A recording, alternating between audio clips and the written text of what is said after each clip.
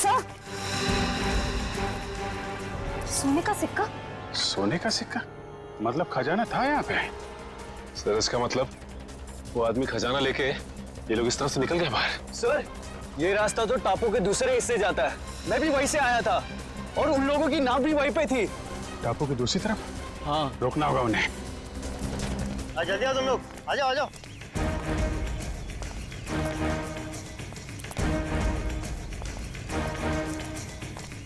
बस बस बस, खजाना यहीं रख दो, बाकी की जिम्मेदारी सीआईडी की है।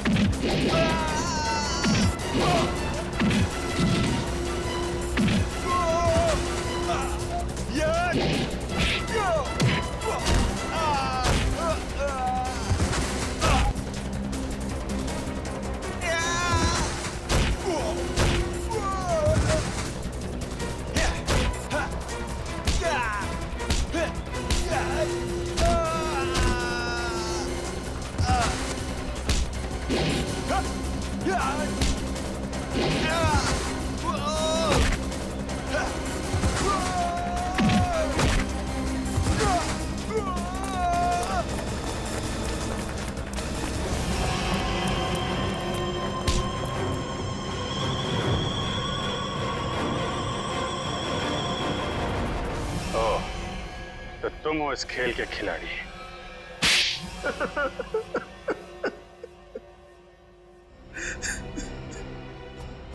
हाँ मैंने ही मारा है, अमर को, संजय को और अनिकेत को भी। मगर तुम्हें संजय और अमर के प्लान के बारे में पता कैसे चला? उस दिन जब होटल के बाहर में वो लोग बात कर रहे थे, मैंने उन दोनों की सारी बातें सुन ली थी। हम बहुत जल्द खजाने तक पहुंचने वाले हैं, फिर हम बेशुमार दौलत के मालिक हो जाएंगे।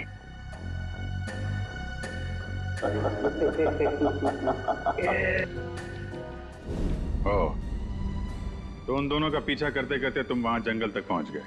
हाँ, अमर और संजय वहां खुदाई कर रहे थे। मैं अपने आदमियों के साथ वहां पहुंच गया और अमर की खुद पिटाई की। संजय डर गया और इस बात के लिए राजी हो गया कि खजाने का पता लगाकर वो मुझे उसका 90% दे देगा। और अनिकेत ने तुम्हें ये जुर्म करते हुए देख लिया तो उसका भी खून कर दिया तुमने? हाँ, उसकी तो किस्मत ही खराब थी, बेमौत मारा गया। और जब संजय मुझे उस गुफा तक ले गया, मेरा काम खत्म हो गया। उसे जिंदा रखना मैंने जरूरी नहीं समझा। किस्मत तो तुम्हारी खराब है। जिस खजाने की लालच में तुमने इतना बड़ा गुनाह किया, उसका 1 रुपया भी खर्च नहीं कर पाओगे तुम। फांसी होगी तुम्हें।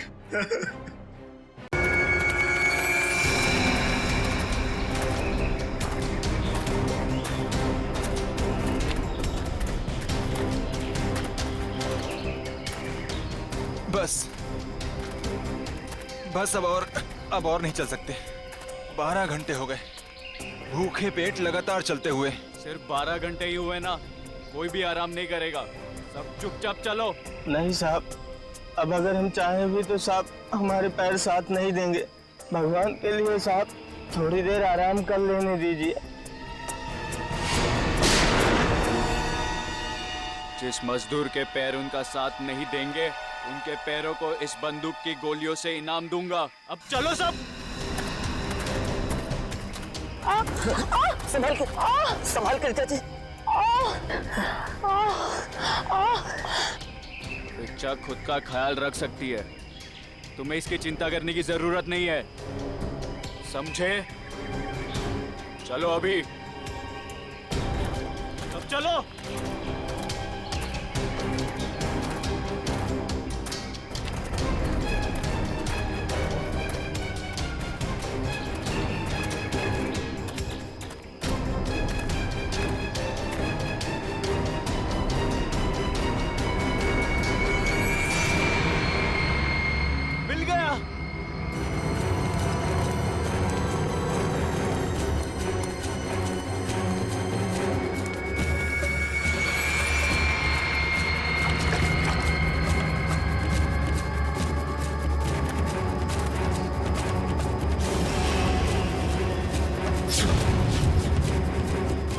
सबने मेरी बहुत मदद की।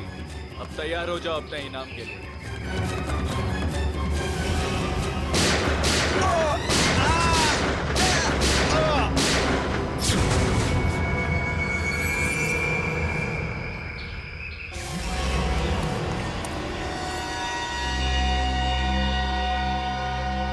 रणबीर, क्या किया तुमने ये? इन्हें इनकी वफादारी का इनाम दे दिया मैंने। ये कैसा इनाम है रणबीर? अब तुम दोनों को तुम्हारी बेवफाई की सजा दूंगा।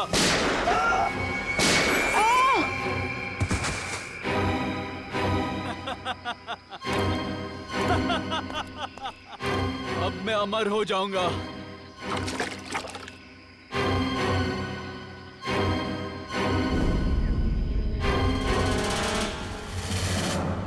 धन्यवाद दोस्तों आप सबका जो अपना कीमती वक्त निकाल कर यहाँ आए और दिल खोलकर सामान खरीद कर इस नीलामी को कामयाब बनाए।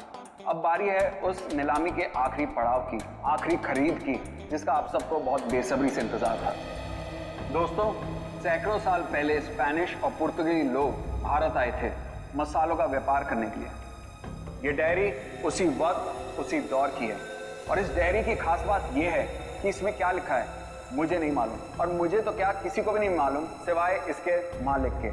ये डायरी स्पेनिश सेलर जॉनसन वैंगलर की थी, जिसे सैकड़ों साल पहले मिस्टर राघव ने नीलामी में खरीदा था और आज उनके पोते मिस्टर सुनील इसको फिर नीलाम कर रहे हैं। मिस्टर सुनील, क्या आपको पता है इस डायरी में क्या लिखा है? जी नहीं। तो फिर ये ऐतिहासिक डायरी आप नीलाम क्यों करना चाहते हैं? इसे पढ़ क्यों नहीं लेते? मुझे कोई फर्क नहीं पड़ता कि डायरी में क्या लिखा है और क्या नहीं। मुझे बस पैसा चाहिए, सिर्फ और सिर्फ पैसा। तो नीलामी शुरू की जाए। नीलामी शुरू करते हैं 10 लाख रुपयों से। 20 लाख। 20 लाख। और कोई?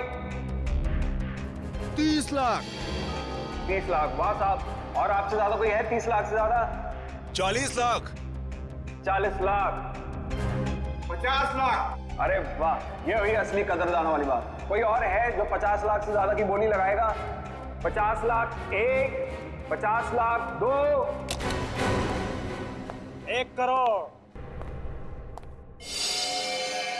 वाह साहब, इसे कहते हैं असली कदरदान, जो लाखों की चीज करोड़ों तक पहुंचा दे।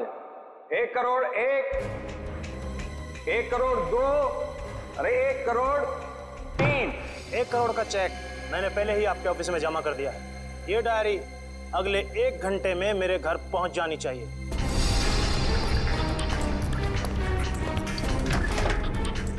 जानता नहीं तूने डायरी नहीं, अपनी मौत खरीदी है, मौत।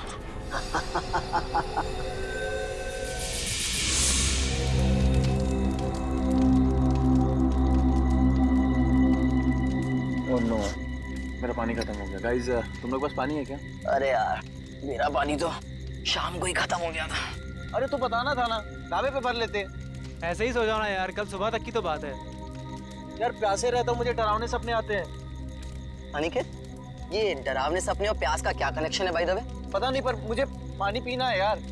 तू सुधरेगा नहीं, सो जा। यार तुम लोग तीनों के तीनों कुंभकर्ण।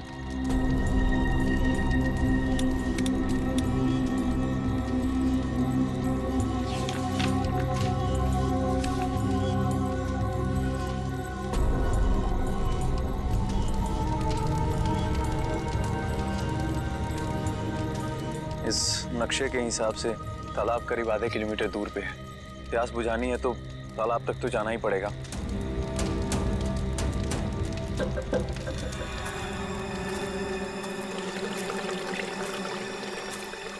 तो पानी की आवाज आ रही है, लगता है तालाब कहीं आसपास में ही है।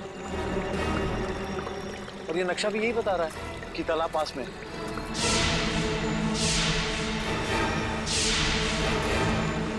बचाओ, बचाओ! ये चीख कैसी है? अरे ये अनिकेत कहाँ चला गया? कहीं ये उसी की चीख तो नहीं? अनिकेत! अनिकेत! अनिकेत! अनिकेत! अनिकेत!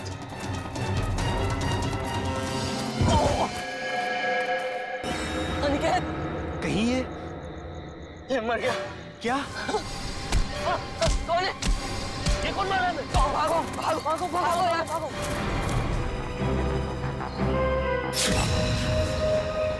सर, तो किसी भारी चीज से वार किया गया है।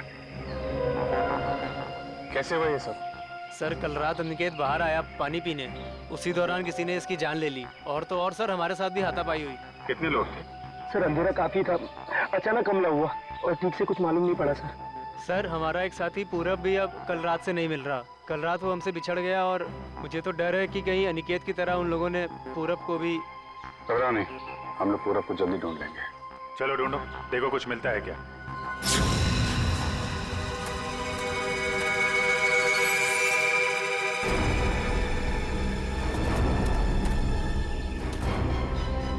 सर सर जल्दी आइए। ठीक तो ना तुम? अरे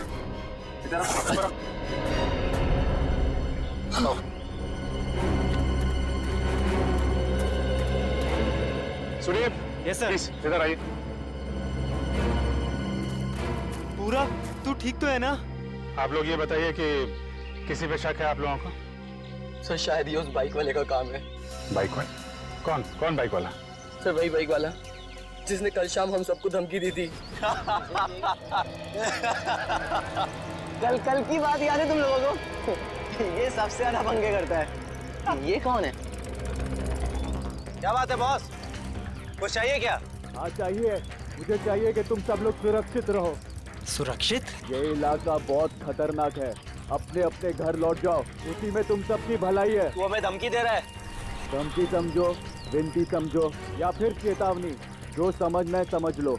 मेरा फर्ज था तुम्हें सचेत करना, जो मैंने कर दिया। अब अगर मौत के मुंह में जाने का इतना ही शौक है तो खुशी से जाओ। सर शायद वो 100 किलोमीटर से हमारा पीछा कर रहा था और जिस ढाबे पे हम लोग रुके थे सर वो भी वही रुका था। और उस आदमी का चेहरा नहीं याद है आप लोगों को? नहीं सर, उसने एक पल के लिए भी हमारे सामने हेलमेट नहीं उतारा। ढाबे में खाना खाते समय तो हेलमेट निकाला होगा ना? ढाबे वाले से पता करो, देखो शायद उसे कुछ याद हो। ठीक है, तुम साथ हो।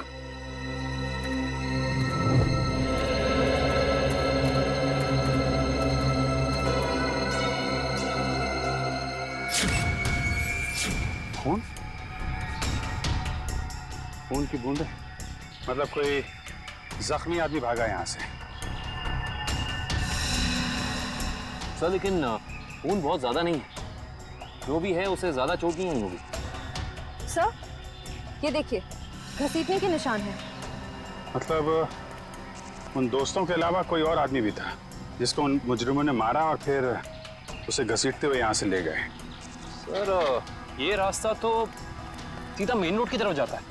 इसका मतलब जो भी गुनहगार था उसे इस जंगल और रास्ते का पूरा ज्ञान था। हाँ, तभी तो रात के अंधेरे में भी यहाँ पहुँचने में कोई गलती नहीं की उन लोगों ने। ये टायर के निशान, ये तो किसी बड़ी गाड़ी के लगते हैं।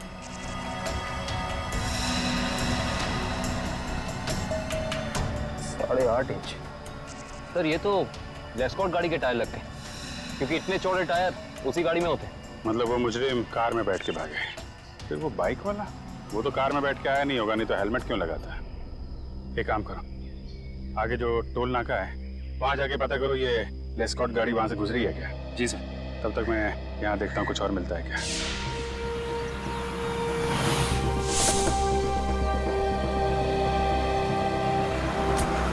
यही है वो ढाबा जहाँ मैं और मेरे दोस्त खाना खाने के लिए रुके थे। अरे आइए आइए सर जी, बैठिए। गर्मा गर्म दाल मखनी बनाई है, लगा दूं 5 प्लेट है मक्खन मार के? जी हम लोग खाने पीने नहीं आए, हम लोग सीआईडी से। सीआईडी से? क्या हुआ साहब? आपको याद है कल मैं और मेरे कुछ दोस्त आपके ढाबे पे खाना खाने के लिए रुके थे? हाँ हाँ, हल्का हल्का याद तो आ रहा है, पर आपको इतनी चोट कैसे लगी? कल रात इनके ऊपर हमला हो गया और उस हमले में इनके दोस्त अनिकेत की मौत हो गई। ये भगवान, ये हो क्या रहा है आजकल? समाज में दिन ब दिन जुर्म बढ़ता ही जा रहा है। हाँ वो तो है, लेकिन हमें शक है कि इस जुर्म में एक बाइक वाला शामिल है जो कल यहाँ पे आया था। बाइक वाला? जी हाँ, उसने एक ब्लैक बाइकर सूट और ब्लैक हेलमेट पहना था और मुझे अच्छे से याद है उसके पास नलोंजन मॉडल की बाइक भी थी। एक बाइक वाला आया तो था। अच्छा, उस बाइक वाले के बारे में कुछ याद है आपको? कैसा दिखता था वो? साहब इतना तो याद नहीं, लेकिन शायद रामू को पता होगा। रामू जरा इधर आना, जरा बताना साहब लोगों को उस बाइक वाले के बारे में। जब उसने हेलमेट उतारा था तो मैंने एक ही झलक देखा था सेठ जी। बहुत अजीब आदमी था, अजीब तरीके से बर्ताव कर रहा था। देखो, तुमने उसकी एक झलक देखी ना, तुम्हें जो कुछ भी याद है हमारे लिए उसका स्केच बनवाओ। हाँ इशिता, ठीक है, कोशिश जारी रखना। क्या हुआ श्रेया? सर, सारांश का अभी तक पता नहीं चल पा रहा।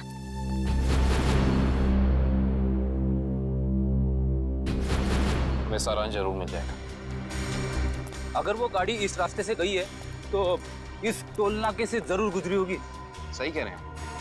अरे भाई साहब, यहाँ कल रात में 3 बजे के आसपास कोई एस्कॉर्ट गाड़ी निकली है यहाँ से? पता नहीं सर, मेरी तो दिन की शिफ्ट होती है, रात की शिफ्ट वाला शाम को आएगा।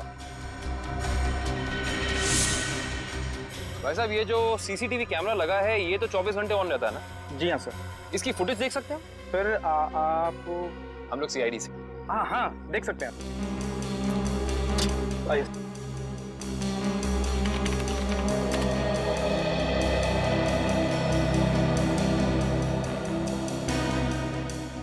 ये देखिए, लेस्कॉट गाड़ी रात के 2:55 को यहाँ से गुजरी है। लगती तो वही गाड़ी है। जरा रिवाइंड करिए। एक मिनट पॉज कीजिए। अरे, ना तो ड्राइवर दिख रहा है और ना ही गाड़ी की नंबर प्लेट। थोड़ा जूम कीजिए। ये क्या लिखा है? Car on rent. Car on rent? Sir, ध्वनि नगर में कार ऑन रेंट नाम की कंपनी है। कहीं ये गाड़ी वहीं से किराए पे तो नहीं ली गई थी? सर, ये रहा स्केच। बन गया स्केच? यही वो आदमी? हाँ सब ऐसा ही कुछ दिखता था वो। ठीक है, आसपास की दुकानों से पता करते हैं। किसी ना किसी ने तो जरूर देखा होगा उसे। भाई साहब, इस स्केच को ध्यान से देखो। इस आदमी को पहचानते हो? नहीं देखा इसको इससे पहले। साहब, बुरा ना मानो तो ये फोटो मैं देख सकता हूँ? अरे काका, इसमें बुरा मानने की क्या बात है? देखिए।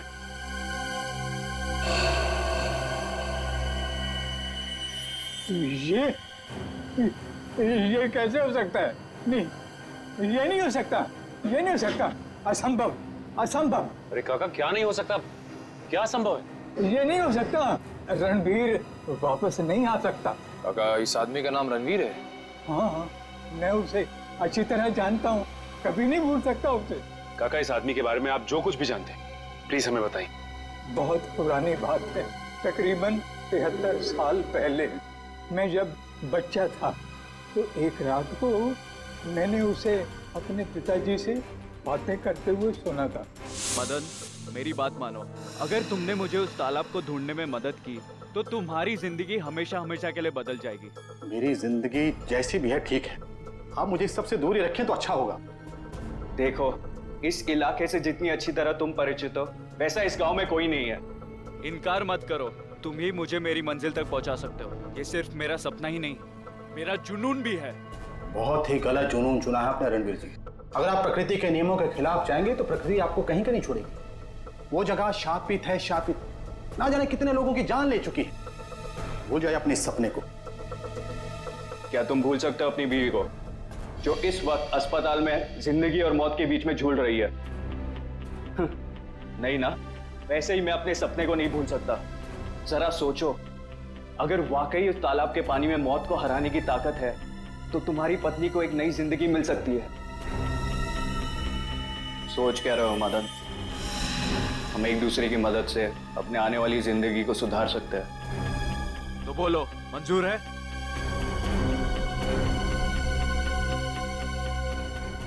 ये कैसे हो सकता है काका? आपके कहने के मुताबिक आज से 73 साल पहले यानी कि 1941 में ये आदमी जैसा दिखता था आज भी वैसा ही दिखता है। हाँ, तभी तो मैंने कहा था असंभव। ये अजूबा कैसे हो सकता है? और इसी की वजह से तो मैंने अपने पिताजी को खोया था। इसकी वजह से आपने अपने पिता को खोया? हाँ, ये मेरे पिताजी को बहकाकर एक तालाब पे लेकर गए थे।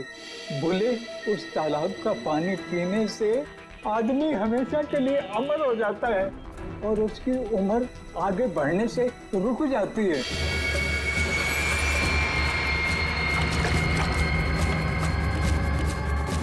ये कैसा तालाब है काका? मेरे पिताजी तो वापस नहीं आए, शायद उससे वो चमत्कारी तालाब मिल गया होगा और उसी की वजह से आज तक 73 साल पहले जैसा अभी तक वैसे का वैसा ही दिखाई दे रहा है। काका, ये कैसी बातें कर रहे हैं आप? ये सारी बातें किस्से कहानियों में होती हैं, असल जिंदगी में इनका कोई लेना देना नहीं, समझे? बिना आग के कभी धुआं नहीं उठता बेटा। तुम भले ही ना मानो, लेकिन उस तालाब के पानी में कोई शक्ति है जो मौत को भी पराजित कर सकती है। सर पूरा जंगल छान मारा लेकिन कोई सुराग नहीं मिला। एक मिनट वो देखो, ऐसा लगता है यहाँ हाल फिलहाल में ही खुदाई हुई है। तो देखो। Yes sir.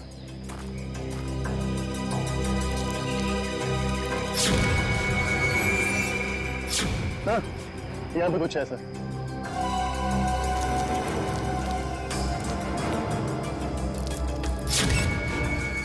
माय गॉड, ये तो सालों पुराना कंकाल लगता है। सर मुजरिम लाशों को जंगल में दफनाते थे ये तो पता था, पर पहली बार मुजरिम इतना सालों पुराना कंकाल जंगल में दफनाने आए। पता नहीं वंश, दफनाने आए थे या फिर निकालने। गुड मॉर्निंग डॉक्टर साहब। What is so good about this morning? ये लो। हेलो हाय ना करो तो नाराज और करो तो मुश्किल। अरे इतने उखड़े हुए क्यों हैं सर आप? भाई साहब जब आपको पता लगेगा ना कि अनिकेत की मौत कैसे हुई, आप भी इतने ही उखड़ जाएंगे। सर जरूर किसी हथौड़े या डंडे से वार किया होगा। सर इससे पहले भी हम ऐसे केस सुलझा चुके हैं। मगर निखिल, पहले के केसेस में और इस केस में फर्क है, और वो ये कि जिस हथियार से अनिकेत के सर पे वार किया गया है वो हथियार 100 साल पुराना है। क्या? 100 साल पुराना? उड़ गए होश? उखड़ गए ना? भाई साहब, अनिकेत के सर पर से मुझे लोहे और लकड़ी के छोटे छोटे टुकड़े मिले हैं, और ये टुकड़े 100 साल से भी ज्यादा पुराने हैं। लोहे और लकड़ी के टुकड़े? मतलब हथियार कोई ऐसी चीज है जिसमें लोहा भी है और लकड़ी भी? हाँ, आइए मैं दिखाती हूँ।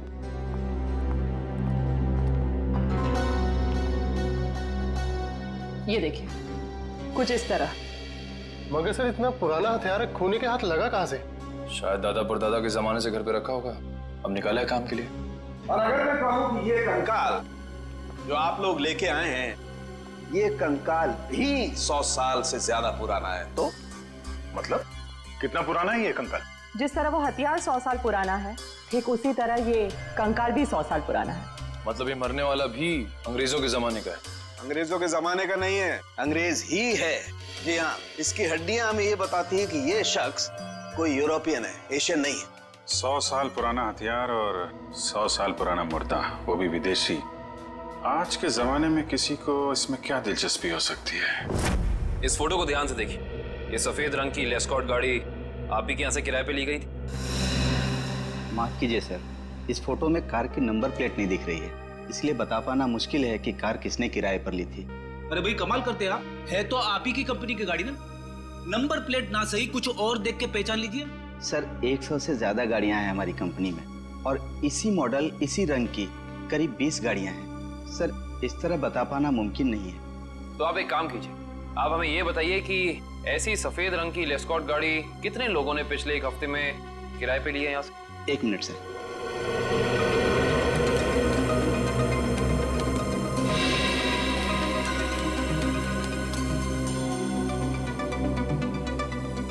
सर कुल मिलाकर 7 लोग हैं जिन्होंने पिछले हफ्ते सफेद रंग की लेस्कॉट कार किराए पर ली थी। गुड, अब हमें इन 7 की पूरी जानकारी चाहिए। ठीक है सर।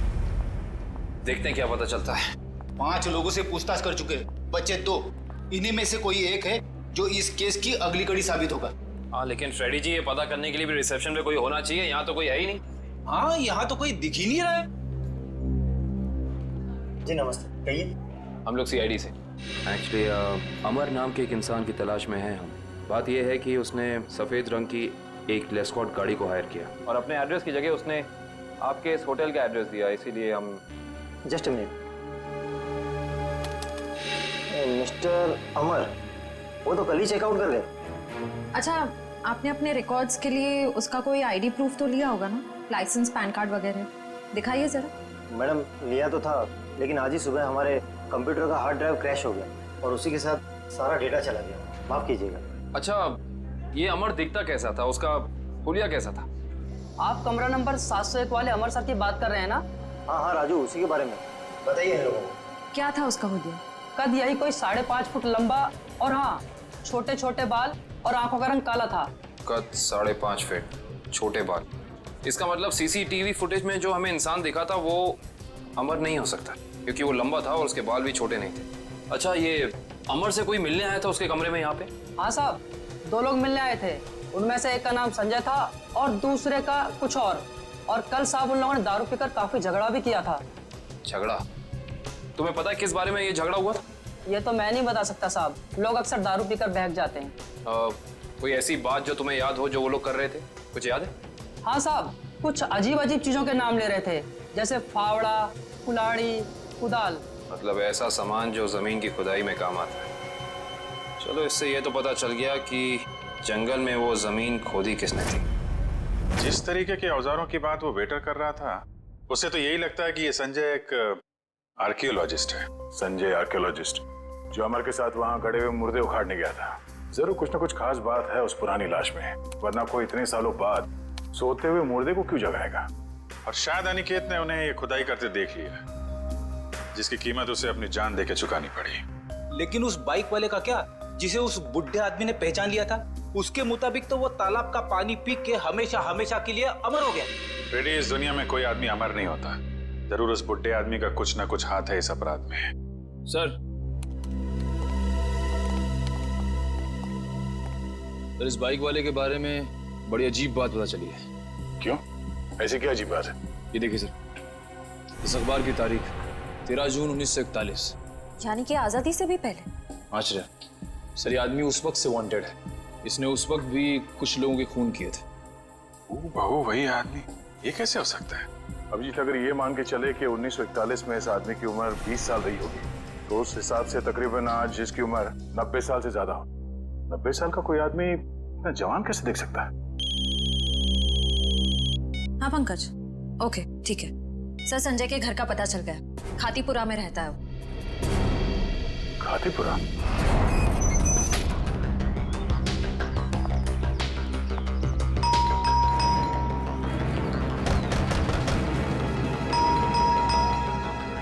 लगता है संजय को हमारे यहाँ आने की खबर लग गई होगी, इसीलिए भाग गया होगा।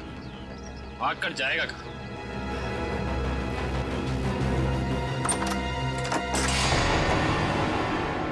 अच्छी तरह से तलाशी लो इस घर की, कुछ ना कुछ तो जरूर मिलेगा।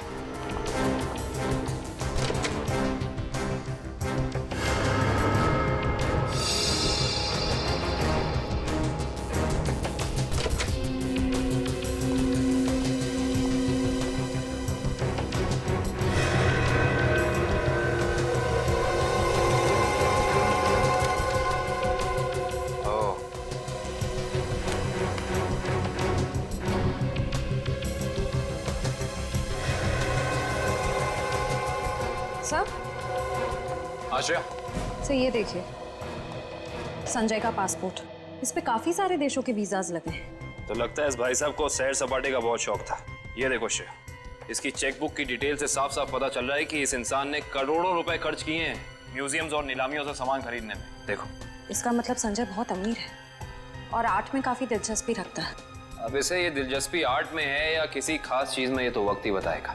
लेकिन एक बात तो तय है, ये संजय किसी की तलाश में है, कोई ऐसी चीज जो इसे दुनिया के कोने कोने में ले जा रही है, हर म्यूजियम, हर बड़ी नीलामी तक। सर, हाँ, अलमारी में से ये डायरी मिली है, छुपा के रखी हुई थी।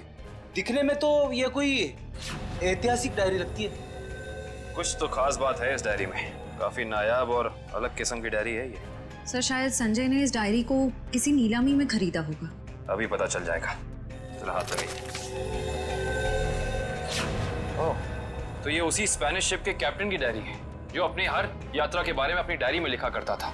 ये वही डायरी है। इसका मतलब इस डायरी में उस रहस्यमय तालाब के बारे में भी जरूर लिखा होगा। सर इसका मतलब संजय भी उस रहस्यमय तालाब को ढूंढ रहा था, इसलिए उसने ये सारा सामान खरीदा। हो सकता है श्रेया, लेकिन अगर ये वही डायरी है तो उस रहस्यमय तालाब का नक्शा, कोई मैप, कोई जरिया जरूर होना चाहिए इसमें।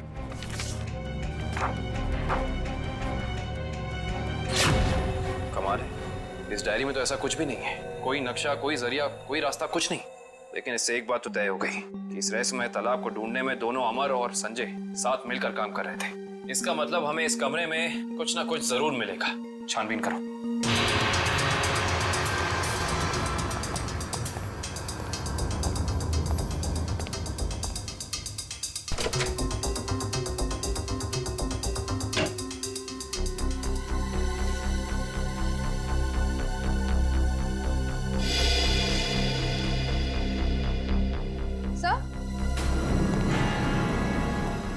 देखिए, क्या बेटा? संजय ने अपने सारे पुराने सामानों की कार्बन डेटिंग करवाई किसी डॉक्टर वीरेन से। Carbon dating? इसका मतलब तो साफ है कि संजय अपने हर सामान के बारे में पता करना चाहता था कि वो असल में कितना पुराना है। ओ तो ये है डॉक्टर वीरेन, और इस फोटो से तो साफ साफ पता चलता है कि ये कॉलेज में संजय का प्रोफेसर था। ओह, तो फिर इस वीरेन का भी हाथ हो सकता है अमर के साथ साथ संजय की मदद करने में। डॉक्टर वीरेन। इस वक्त कौन आ गया?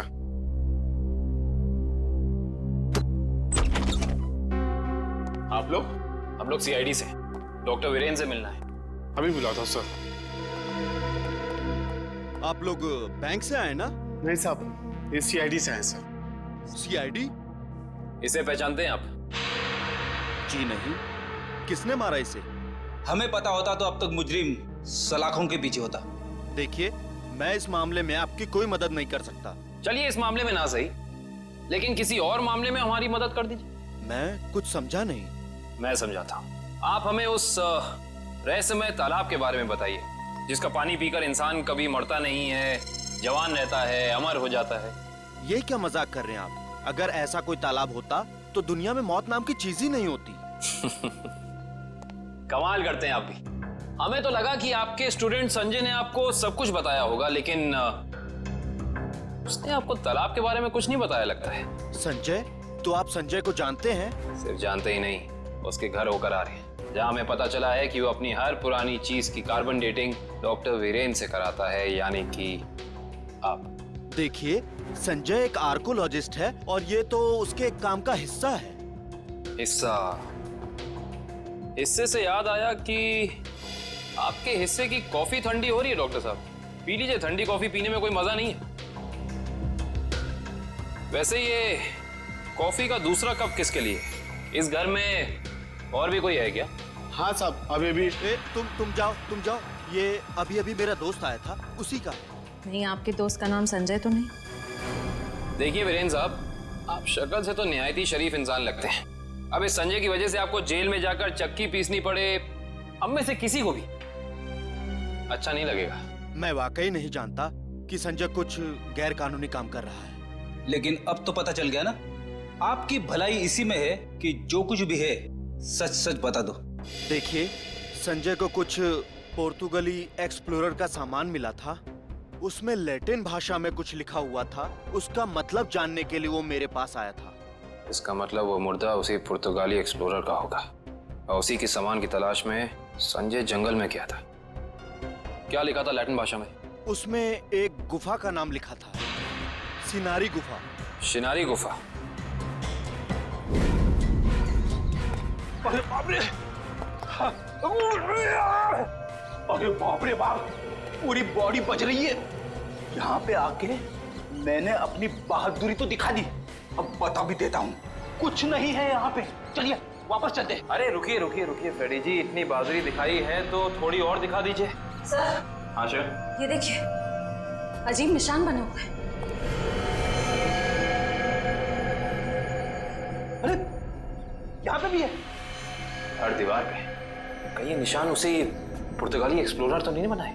ये निशान हमें उस तालाब तक पहुंचने का रास्ता दिखा रहे हैं शायद। अंदर चल के देखते हैं।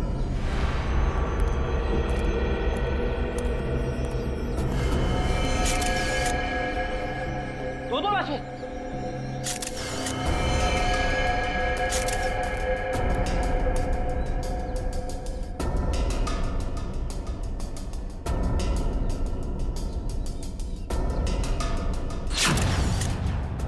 ये तो संजय।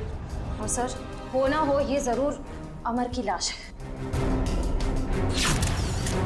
ये देखिए, होटल के वेटर ने हमें जो हुलिया दिया था, ये हूबहू वैसा ही है।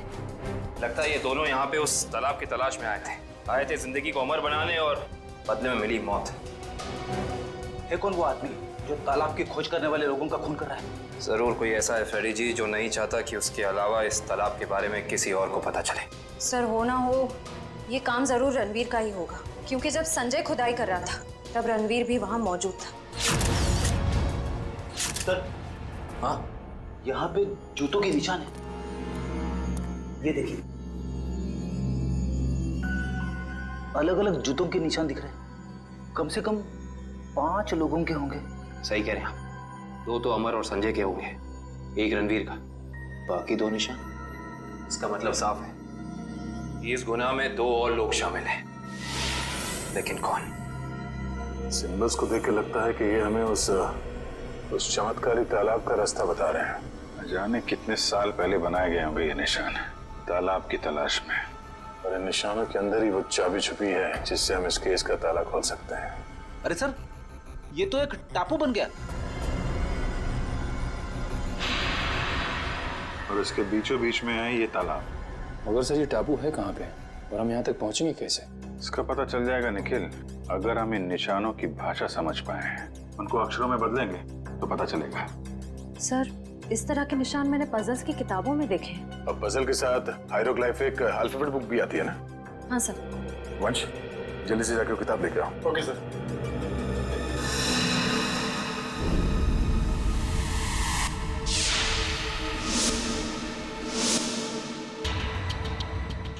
इस किताब में जो अक्षर दिए गए हैं उसके हिसाब से तो ये बन रहा है ANDAVIA, अंदाविया। अंदाविया? चलो जरा इंटरनेट पे चेक करो, अंदाविया टापू जैसी कोई जगह है क्या? सर ये देखिए, ये अंदाविया नाम का टापू भारत के दक्षिणी दिशा में, यानी कि इंडियन ओशन में। मगर सर, यहाँ लिखा है कि ये टापू बिल्कुल खाली है, यहाँ कोई नहीं रहता। और इस टापू का मौसम और वातावरण रहने के अनुकूल नहीं है। अब समझ में आया कि किसी को ये चमत्कारी तालाब मिला कैसे नहीं। और इस केस का अंत इस अंदाविया टापू में ही होगा।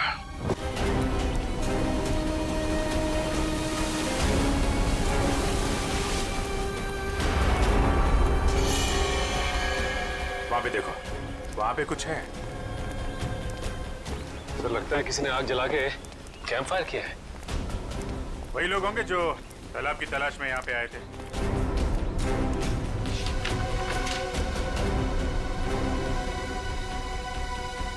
इस मैप के हिसाब से तो उत्तर दिशा में करीब 7 किलोमीटर अंदर है वो तालाब। एक काम करते हैं, यहाँ से सब लोग अलग अलग हो जाते हैं। किसी को कुछ भी मिलता है फौरन एक दूसरे को इन्फॉर्म करेंगे। ओके? Yes sir. सचिन,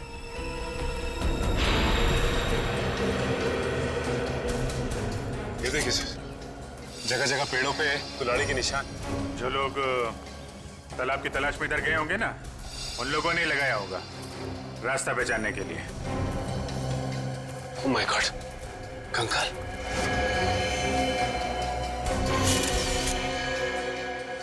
न जाने कितने साल पुराना मुर्दा है ये।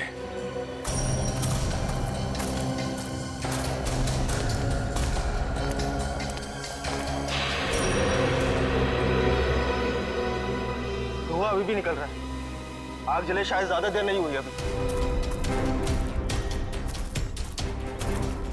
एक और कंकाल सर।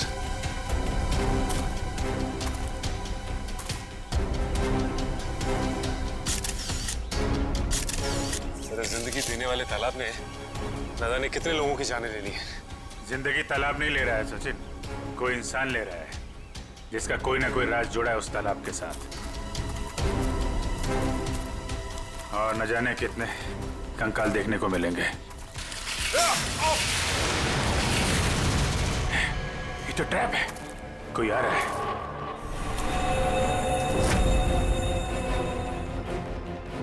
ये तो रणवीर है। रणवीर?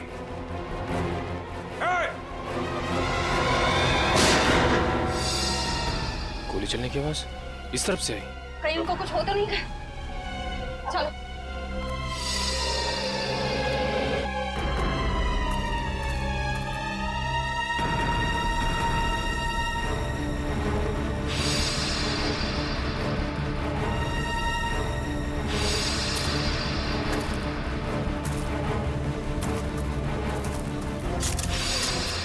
घबराइए मत, मैं आप पे गोली नहीं, मैंने इस पे चलाई थी जो आपको मारना चाहता था। तुम रणवीर हो ना?